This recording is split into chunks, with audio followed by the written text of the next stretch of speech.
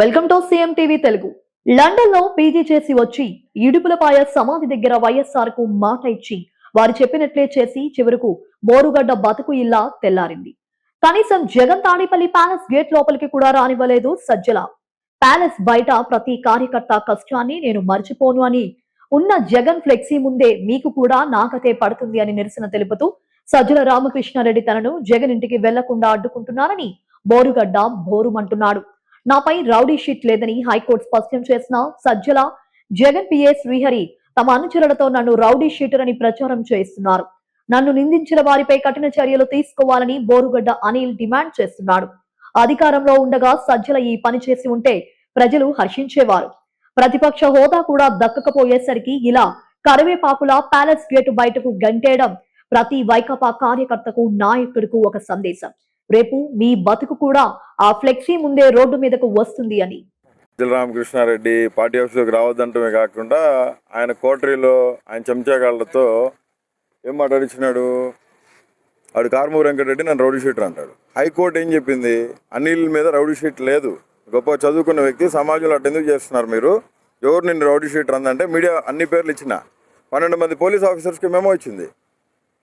అది కారుమూరి వెంకటరెడ్డి ఎందుకు మాట్లాడినావురా బాబు, నా గురించి నీకేం సంబంధం, నువ్వు నా ఇంటి వెనకడు కూడా పక్కన వెనకలుడువా, నేను రాజకీయాల్లోకి వచ్చేసరికి నువ్వు బచ్చా కానివి, ఎట్టారా నీ సంగతి, ఎందుకు మాట్లాడినావు అంటే వాడు ఏం మాట్లాడాడంటే, వాడు మాట్లాడింది రికార్డింగ్ ఉంది చెప్తానండి, ఎందుకు మాట్లాడినాడు అడిగింది.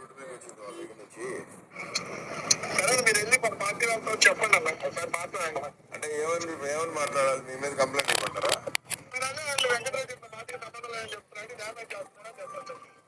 కాదనా, ఇప్పుడు మీరు దయచేసి నా గురించి నేను పార్టీకి విరుద్ధంగా ఏ రోజు మాట్లాడాలా, ఇన్ని సంవత్సరాలు నేను ఇన్ని డిబేట్స్ మాట్లాడినప్పుడు నాకు ఎవరో కూడా ఇదిగో నా పార్టీకి ఇది కాదు అని నాకు ఎవరు చెప్పలేదు. ఎందుకంటే ఏదైనా ఉంటే చెప్తారు.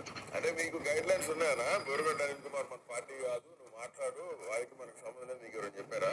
నేను అందుకే అడగండి అన్న, గైడ్ లైన్స్ ఉన్నాయా లేదా మీరే ఒకసారి అడగండి. కాదన్నా, మీకు ఎవరైనా చెప్తే చెప్పండి, నేను మీరే ఒకసారి అడగండి అన్న. కాదన్నా, మీరే ఒకసారి అడగండి.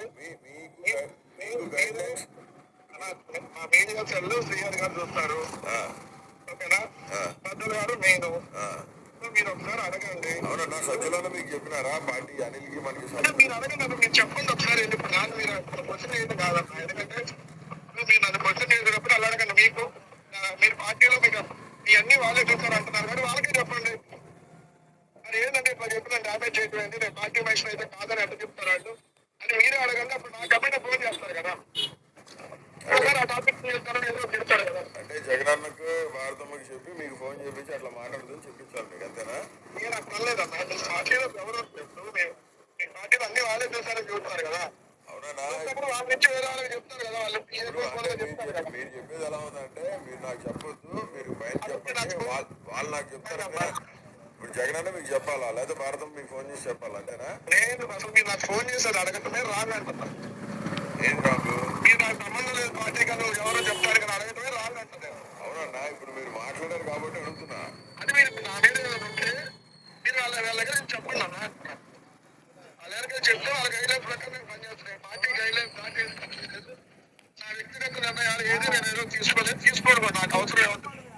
సో అందుకని మీరు అడగండి, మీరు చెప్పించండి. మా మనిషి గారి బాధ్యత చెప్పింది, లేకపోతే మా మనిషి ఏమన్నట్లు క్లియర్గా అతను చెప్పింది ఏంది రికార్డింగ్లో. పూడి శ్రీహరి అనేవాడు చెప్పిండు, సజ్జల అనేవాడు చెప్పిండు, వాళ్ళు చెప్తే వాళ్ళ ఇన్స్ట్రక్షన్స్ బట్టి నేను మాట్లాడినా అన్నాడు. నేను రౌడీ షీటర్నంట. బోరుగడ్డ అనిల్ కుమార్ అనేవాడు లండన్లో పీజీ చేసినాడు. మా నాన్న చనిపోయినాక నేటికి వచ్చి జగన్మోహన్ రెడ్డి గారి కోసం కష్టపడినా. సెంట్రల్ రాజకీయాల్లో, కేంద్ర రాజకీయాల్లో కీలకమైన వ్యక్తిగా ఉండి కేంద్ర మంత్రులు నా ఇంటికి వచ్చిపోతారు.